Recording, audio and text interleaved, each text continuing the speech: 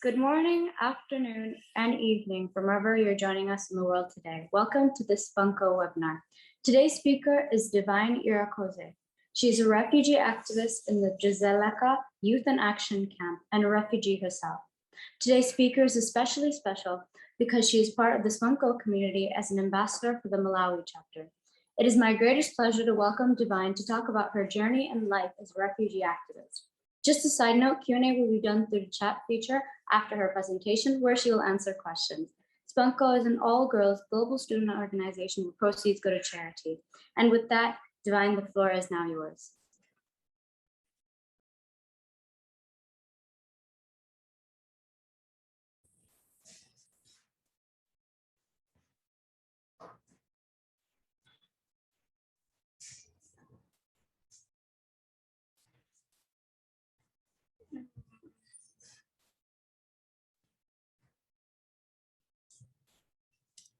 Hello.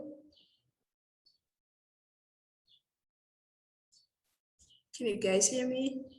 Hey, I think they can.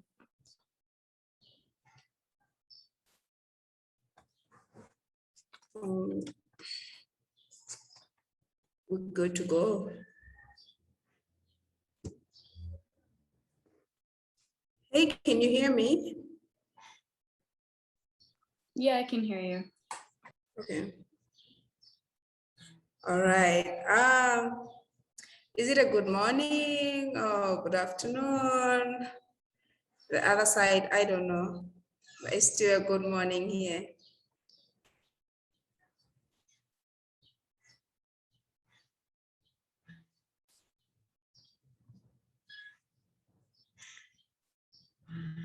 Hello. Everybody is muted, so if you look out for the chat feature, everyone will be putting their answers. Okay, cool. So I think it's okay, as long as they can hear me, then we can just proceed. What do you think? Yeah, that works. Go ahead. All right, cool. So, hello once again. Sorry that I can't reply. So my name is Divine Irakoze. I'm a Burundian living in Malawi as a refugee. And well, I'm a social worker by profession because I did social work. And I'm also an advocate, child and youth advocate under Plan International Malawi. Yeah, it's so amazing to be here. I'm so honored to be here. And thank you to Naitra. I'm sorry if I'm not pronouncing your name well. It's an honor to be invited here and share my experience. Perhaps it could help and maybe someone may be inspired and get a different experience. And yeah.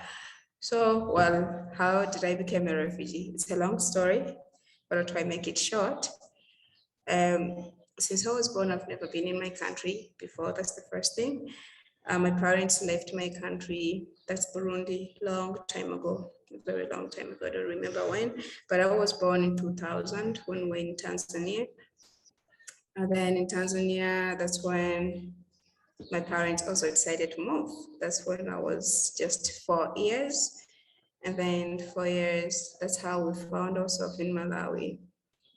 And that was in 2004. So I've been in Malawi since 2004 up to now. So something like 17 years. Yeah, so you guys can imagine, it's not that easy to stay for 17 years. I mean, I'm saying 17 years because that's when I can only count. That's the only thing I can remember since I started knowing things as I was growing. But then life wasn't that easy to stay in a refugee camp for the whole life, I can say. Yeah, so, but it's okay anyway. I thank God that whatever the situations were, I kept on moving and yeah, all went well. So I did my studies. I did my primary, secondary school, and then university as well. And then now I'm a graduate. I just completed my diploma last year, December. I did social work because it's something that I'm passionate about. Because all my life, when I was growing, with the experience I had, was that I'm growing up in a refugee camp. What else do I need to do?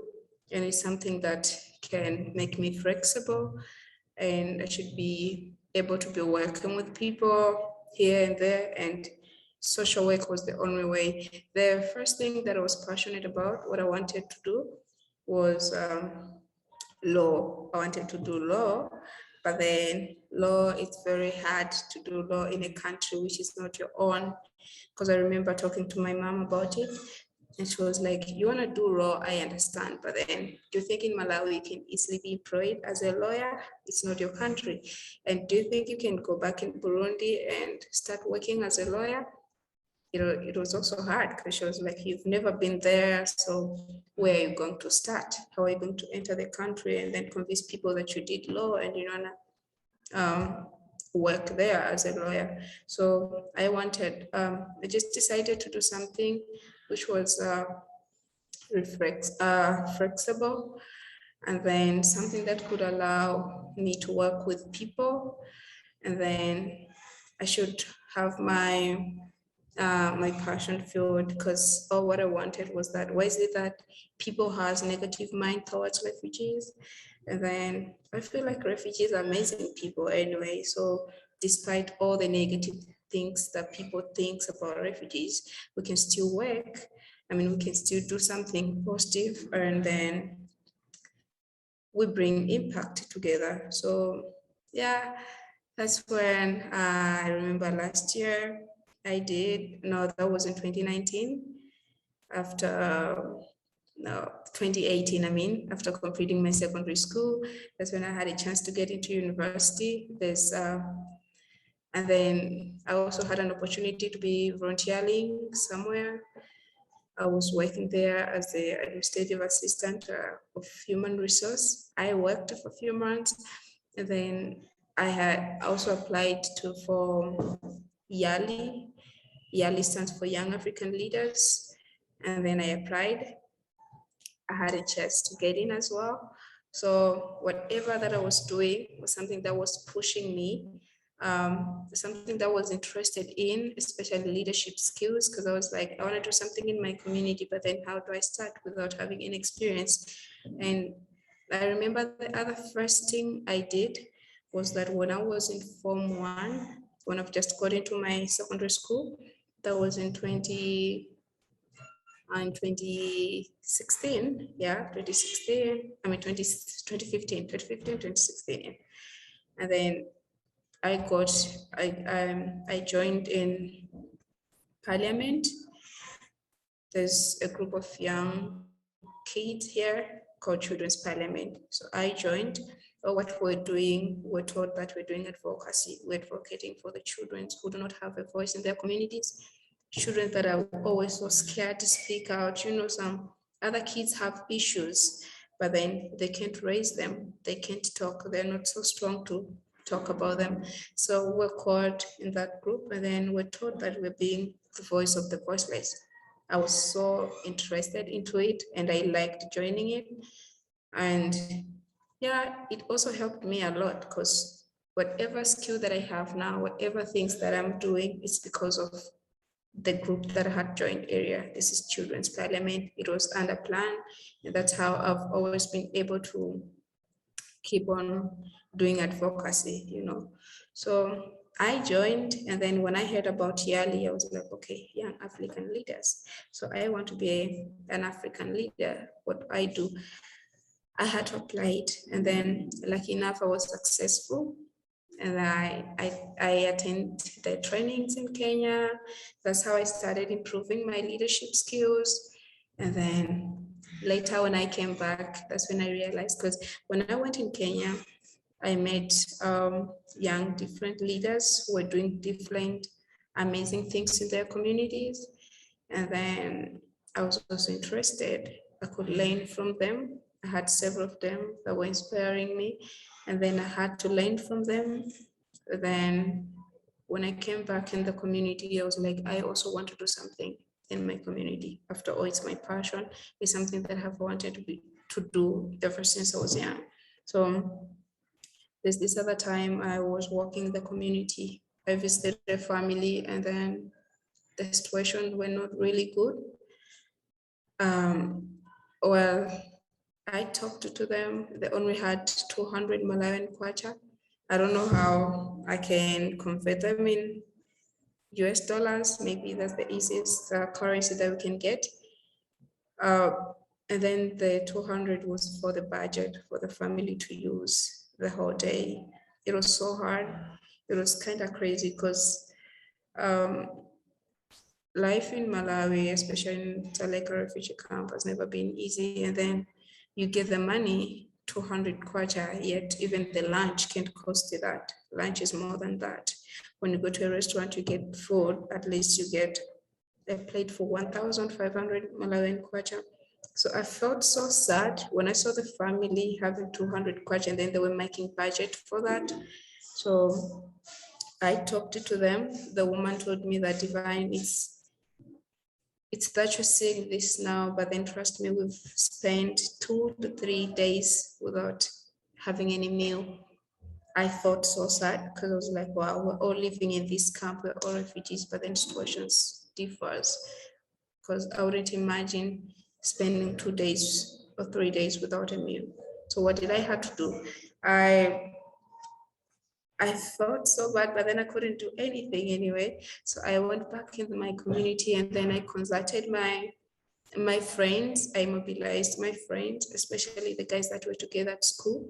I talked to them, the guys I was working in the community, and then this is something that I found in the community. It's so sad that we're living here, but then later or anytime we may start losing lives simply because we're not being responsible, we're not caring each other. Life is not really easy. So they asked me, so Divan, what do you think we could do? I told them that, okay, I know we're not working anyway. In Malawi, there's this law which strict refugees from obtaining work permit. I mean, that has also been one of the main issues since young people go to school. I mean, everyone can get education, but as long as the government hasn't approved it, that refugees can start working in Malawi, it's been another issue as well. So I talked to them. I was like, I know, guys, you're not working, but then we can contribute the little we have and then support the community. Doing good doesn't require you to have much, you know. So thank God, like enough, they accepted, and they also had passion of serving the community. So what we did, we contributed money, we bought some maize, we bought little food, and then we managed to visit some families, the most vulnerable families in the community. Yeah, so the other move we did was that there's some other kids that they don't have really something to put on, something to wear. So what we had to do was to mobilize people from different areas that, guys, we're having these issues in our community. How do you think you can support us? We would love to visit the families. And there are kids that that do not have anything to wear. So what do? People were so kind enough to share, to send their clothes that they did not use anymore. And then we had to wash them, make them clean, and then we visited the families. We gave them the clothes. So it's been such an amazing journey together with the team, because we're still planning to do a lot of things. And so far, the other thing we think is to, how do we create some other work opportunities for young people? Because we're really losing young people in a way that are still in Malawi, still having the law that obtains refugees from attending work permits, meaning to say that a lot of young people, okay, some of them, are no longer interested in getting education. Because I was once talking to a young person, and then he was like, so Divine, tell me, what's the point of me going to school? Why do I need this education? And yet by the end of the day, I'll just keep the papers in the house, you know? So it was kind of touching as well, because I didn't have the right feedback to give to the person, because what he was telling me was right. And well, he warned me that I couldn't have anything to reply. But then, what I told him is that we make it education and we could do something for ourselves differently, you know. So what I've been trying to tell my team is that we cannot be waiting till the government of Malawi approves the work permit for us.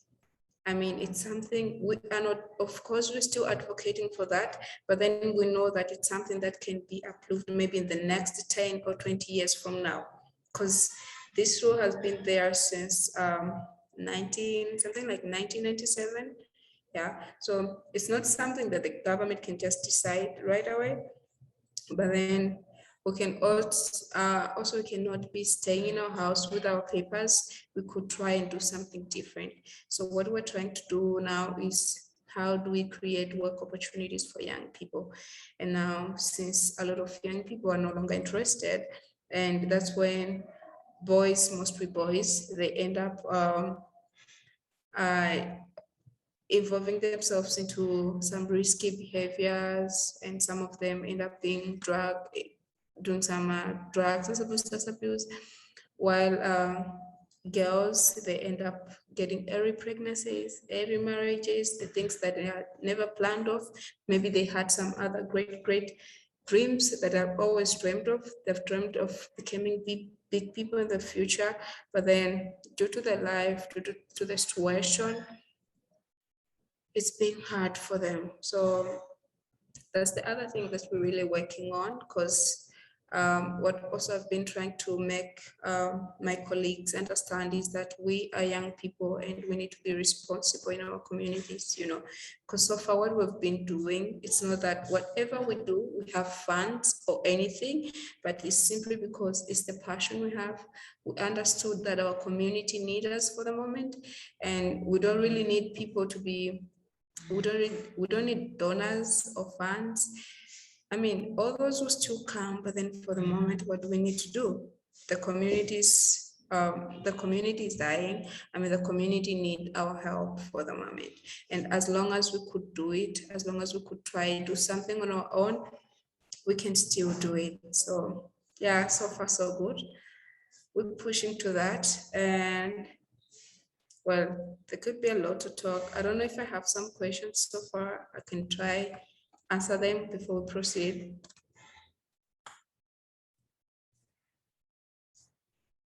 We can.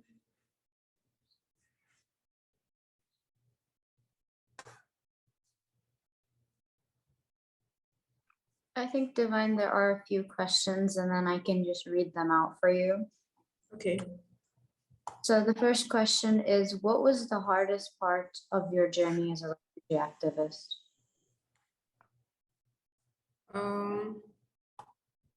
I can't see it, but it's okay.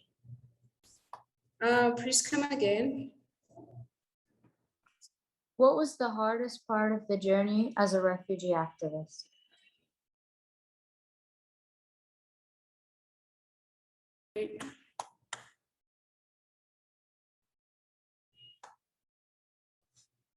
Oops.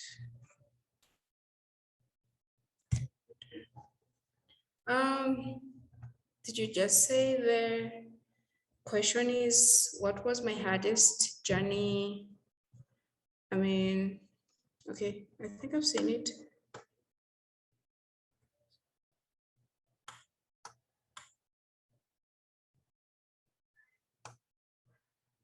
Okay, what was the hard part of the journey? I love the question. Okay, the hardest part of the journey, what I say, it was, as I shared my experience, was that it wasn't easy to be trusted by people, you know, because they could tell that when you're young, what I'm trying to do.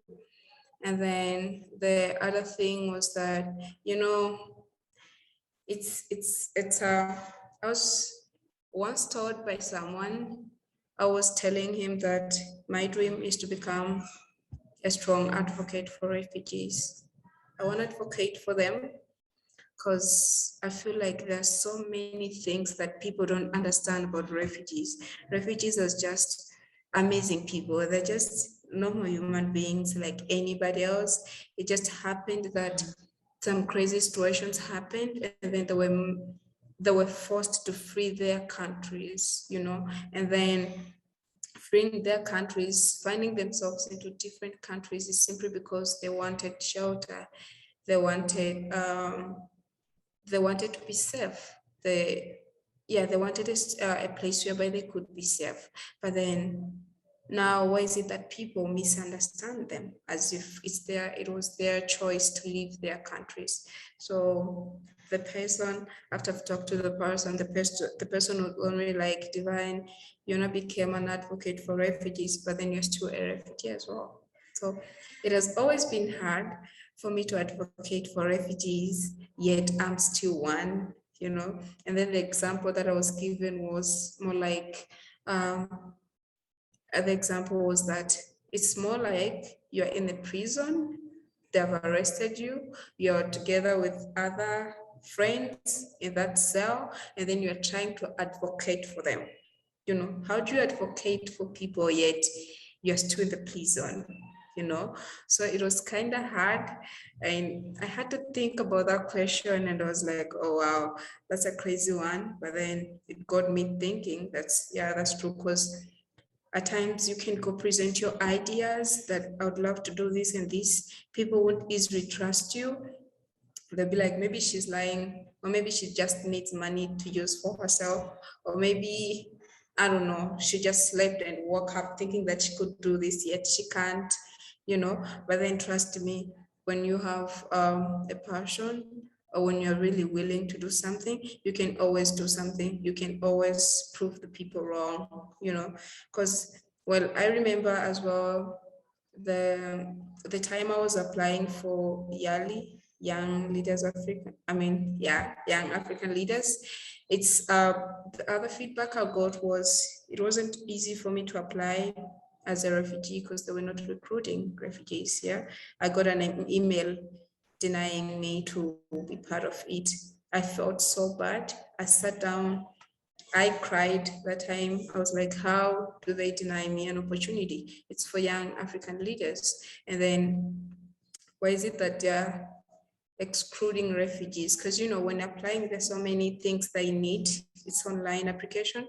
They need, they'll need a national ID, the passport number, and then when you're a refugee, you don't have all that, you know.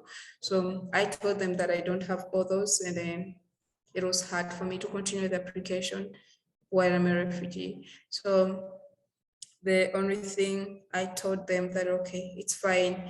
We appreciate you guys, the good work that you're doing.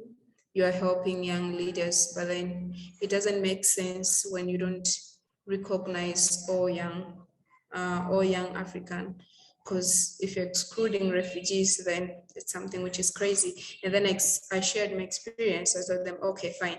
I was born in a refugee camp. I grew up in a refugee life, everything. I've been trying so hard to do my education and keep moving.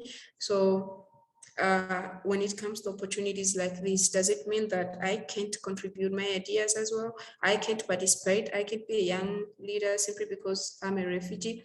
It was so hard. And then I felt really bad. I was like, well, I think maybe sometimes being a refugee is a crime.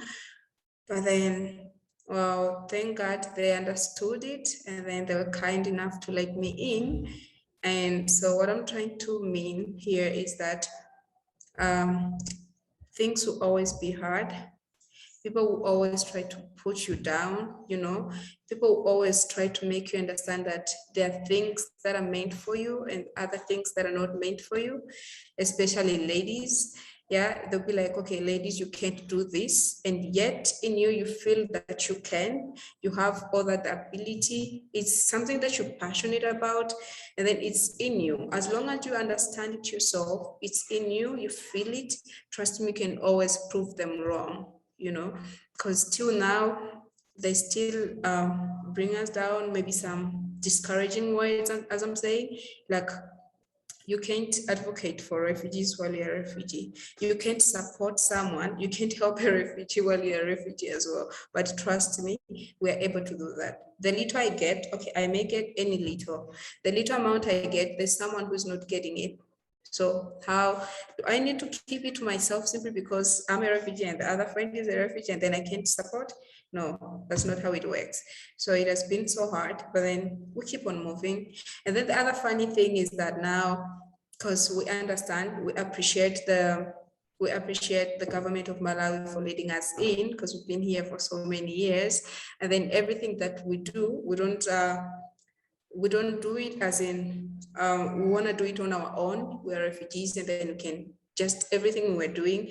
But then the other thing is we try to also reach in the host communities, people from Malawi, and then because all what we need is for us to come together. We're on this journey together. We're working together. There's nothing that make us two. We are all the same. We're not really different. So, I mean, even the other activity we did, we didn't really consider people from the refugee community, but we had to reach to the Malawians as well, because we all one, we understand them as our brothers and sisters. So it's just some, I don't know how I can say it, but yeah, all in all is that things will never be easy, but then you can also try to make it easy as long as you know what you're doing and you know what your passion is and you know what you're really focusing on.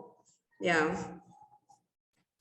And what I have some more questions. I have here, as a lawyer, please share your experience with us to lead in this field, as I'm also doing bar exam. Oh wow, being a lawyer was my dream, but I was never successful because, well, it's sad because I'm a refugee. I can't take law. I mean, I can take, but then what will I use it for?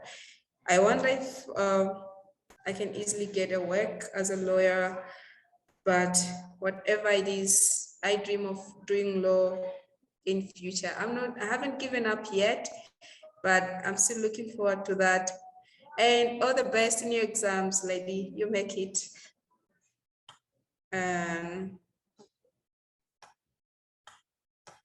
How you keep yourself positive in difficult journey? It's a nice question as well. I keep myself positive because, as I've just explained, it's because it's something that I'm passionate about. I know what I'm doing because all in all, I've had this experience. I can't wait for any other person to come and share me the experience. Yet it's my own, it's something that I've experienced for the past 17 years. So I know how it feels. I know what people can say, and I also know what I want, and that's what keeps me focusing. That's what keeps me positive, because I know challenges will always be there, but then by the end of the day, what I want is what I want. So I stay positive no matter what. Yeah. So how did you manage to come where you are right now as a refugee?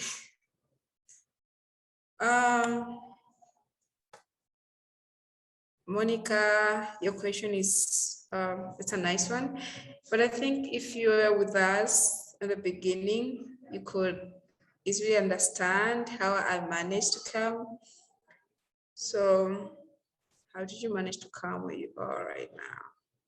It wasn't easy, and it's still not easy anyway.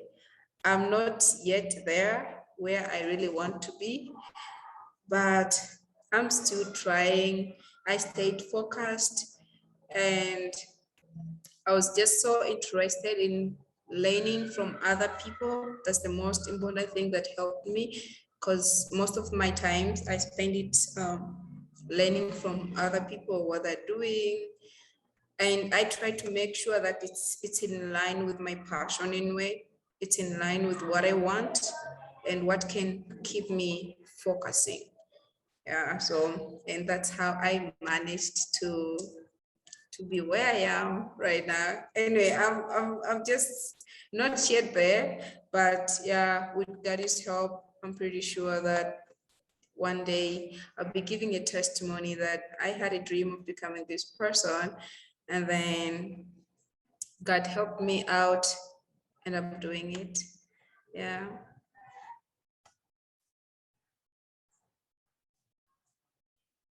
Okay, cool. How can I reach you in person? Do you mind sharing your email address or phone number? I don't really mind. I don't know if you're in the WhatsApp group. I can share my details in there and then we can talk. If you're in Malawi, then we can easily meet. Yeah, and I'm excited to meet you.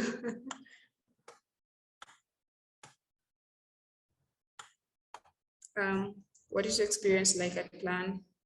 My experience is it's really cool.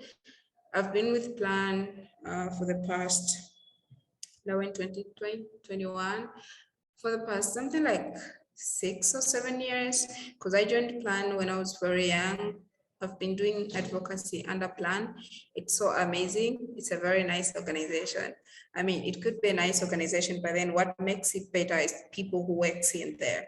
So I think people who works in Plan are really in line with Plan's vision and with all what they're doing. So far so good.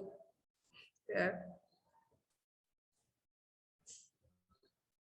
Do you have any future goals or plans? Yes, I have so many future goals and plans. Okay, for the moment, what I'm planning is I'm looking forward. I don't know how or when, but I really want to go further with my education, because one of the things I shared is that I want to be a very strong advocate of refugees. So, and with the little knowledge I have, I think I can't really do as much as I want or as much as I have dreamed of doing. But what I want is, I'm looking forward on how I can get into a school, on how I can maybe get a scholarship or maybe any chance for me to go further with my education. Yeah, so that I could be fully equipped with the knowledge I need for me to stand for fellow refugees. Yeah. Oh, wow, I think I have so many questions. I'm in Kenya. I'll reach out on WhatsApp. You can share your contact with the group. Thank you. Can't wait. Thank you. As time has passed, how does your experience compare to what you expected?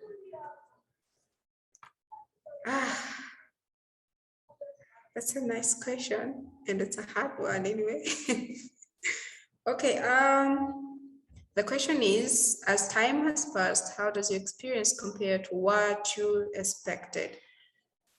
Well, regularly speaking, honestly speaking, I never had so many expectations because I knew that life hits differently. And I've once heard that expectations kills. I mean, expectations are not really good anyway. So I really never had so many expectations, but what only I had in mind was that what I'm trying to work on, it's either it works or it doesn't work. But the main idea I had was that no matter what, things will go well as long as I stay focused. Because I had so many discouragement, as I said, I had so many discouragement, and at times I could be afraid as well and be like, what if I'm being attacked? Or what if something happens? Because, you know, advocacy is something crazy. Some people don't like it, as long as it's whatever thing you're advocating for is going on well on their side. They don't really want to hear you advocating or maybe making noise on different things. But then as long as it's the same thing that I'm repeating, as long as you know what you're passionate about or you know what you really want, trust me, it all works. But so far so good. I never, okay, like the only thing I had in mind, as I said, is that I was so scared. At times I could feel that it will never work, but then as time has passed, I'm seeing things differently, because we're trying to prove those people who had negative mind toward us, we're trying to proving them wrong because we keep on moving. Yeah. So, okay. I have another question here.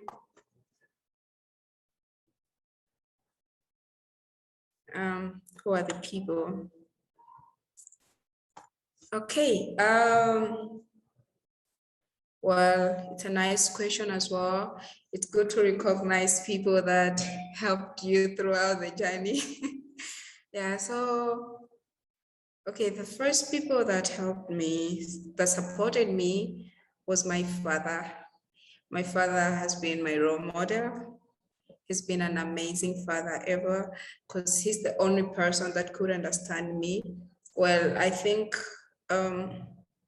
with the experience that my parents had back then in their country is, well, whatever it is, but it was never cool. So my mother doesn't really like it, especially when I'm saying that I want to do advocacy, because she feels like it's something which is connected to politics, and she doesn't really like politics, you know. So whenever I try to talk about it around her, it doesn't sound good in her ears. But then my father is the only person who understood my passion, because he can sit down with me and talk to me, and then I share him or what I want to do and what I want to achieve. So when I talked to him about it, he helped me. He could give me some books to read. He could advise me and be like, you want to be a leader, I understand, but this is not how leaders behaves. And this is how leaders handle situations, you know. He helped me in so many ways, and I thank him always. And another person that supported me is, well, I could say that Plan really played a big role, because I grew up doing most of the activities under Plan, and then they could always advise me, motivate me, and always be there whenever I have something to ask them. I can always reach out to them. And also Yali contributed to my leadership skills. And another person also that supported me, and I'm forever grateful to her, it's Noreen Kasekenyi, I think, the founder of Tell a Story Foundation. She's based in Uganda. She's been always there whenever I tried to reach out to her. She's always positive. She talks to me, she supports me, and also I think the Nitra was able to recognize me because of the story that was shared by Tell a Story Foundation, and also all the people that are around. Well, I can't mention all of them, and my team as well. My team supported me because I couldn't do anything on my own.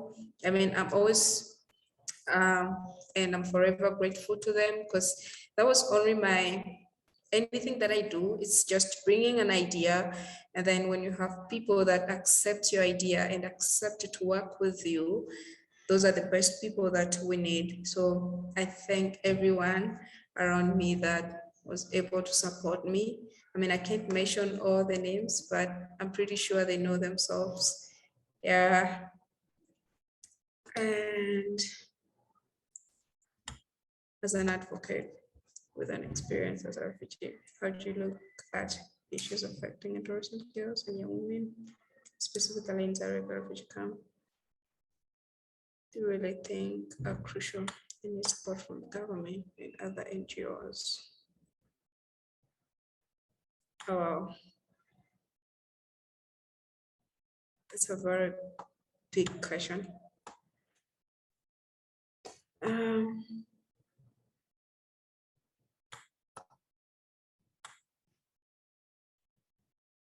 To answer this question, as an advocate with an experience as a refugee, how do you look at issues affecting adolescent girls and young women, specifically in Tareka refugee camp? Indus district, Malawi. What issues do you really think are crucial and need support from the government? Well,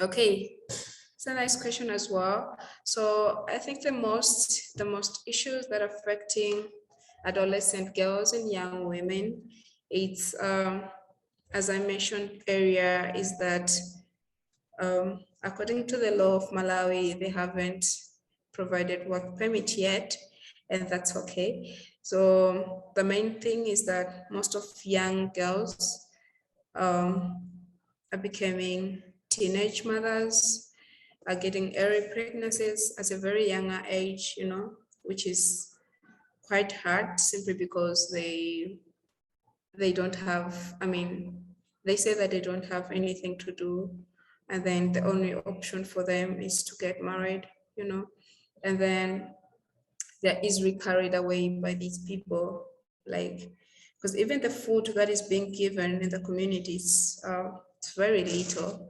I mean, now at least back in the days we're receiving maize, so but now we only be given 2,000 a month a person. So 2,000 Malawian kwacha is something like I don't know, but I feel like something like $3. I don't know. Yeah. So it's always hard. You can imagine that as a person, you can also not survive with a 2,000 kwacha, you know.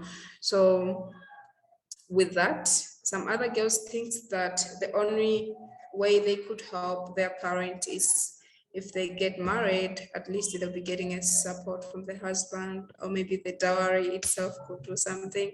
But life always hit differently. What they expect is not what they find. That's when maybe most of them end up being teenage mothers at a very younger age. And I don't know, I really think that maybe government could try to do something on that, and in a way that they could create, if at all they could be kind enough and create some platform for these girls that could keep them busy apart from their education. And it could be some other activities that would be involving them. And then, because whatever thing they're doing, as far as I'm concerned, I feel like it could bring a positive impact in the community, you know. So, and as long as they stay single mothers or teenage mothers like this, the challenges will still be high because they still need a help. And how do they get this help? It's from only these big men who can provide something, and then they keep on ruining their lives. So I think that's the most crucial issue that is affecting mostly adolescent girls in the community. Yeah, I don't know if this does really answer your question, but Chisomo, I think you're from Malawi, so you can as well get my contact so that we talk more. Yeah. And don't I have any other question, or I don't know? I think that was the last question. If you have any words that you would like to say before we close. Okay. Well, I think I don't have much more to say. Rather than appreciating you guys, everyone who attended the webinar, thank you so much. And also I thank you who again, Netra. I mean, your name is kind of hard to pronounce, but I'm sorry. So, wait, let me see how to pronounce. Yeah, Netra. Thank you so much for your time, guys. And the only word that I can share right now is a word of encouragement. Guys, I'm pretty sure that everyone who is in here has some other different works that they're doing in their communities. Please keep up the good work. and it's really good. And keep on encouraging other girls out there. I know life is not really easy, and there could be some other young girls who need your support, who need your encouragement. Kindly always be there for them. And the other thing is that stay positive, stay focused. A lot of people would talk many things to discourage you, especially when you're a girl, or especially when you're from, when you have kind of a different background, or you're from a vulnerable family. But then trust me, as you know, as long as you know what you want, as long as you have your passion and you stay focused, everything will always be possible and you can always make it. Rather than that, thank you so much, and I love you all. We'll talk next time. Bye. Thank you, Divine, for this great session. It was truly inspiring to see what you're doing and the impact that you're making in your community. Thank you to the audience as well for listening and engaging. I hope you've enjoyed this session. And if you need any more details or want to know how to participate in SpunkGo, please visit our website, www.spunkgo.com. You'll be automatically invited for our future webinars. Thank you so much and good day, everyone.